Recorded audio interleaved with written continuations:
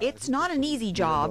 This is just a log, like I said, of everything that's checked in and checked out. It's one that requires constant monitoring and double checking. If a weapon does turn out missing, or for example, they're out eating and somebody breaks into a patrol vehicle and steal a weapon, we're able to take count for it, and we can always report it and tell them what serial number it was, what kind of weapon it was, the make and the model, stuff like that. La Joya Police Chief Julian Gutierrez says they deal with some pretty high-powered weapons.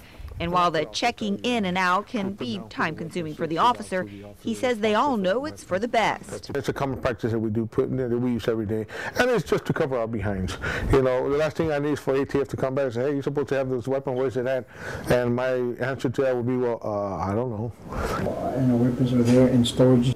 Kept under lock and key, San Juan police keep the same log and make sure every weapon they have, seized or department issued, is stored in this locker, locked up tight and under surveillance 24 hours a day. Officers do need weapons to do their job, and they need, it is part of their uniform, but we got to make sure that they're held accountable for that. One way of doing that, San Juan Police Chief Juan says, is by conducting an audit every year of each piece of equipment and weapon issued to each and every one of his 35-plus officers.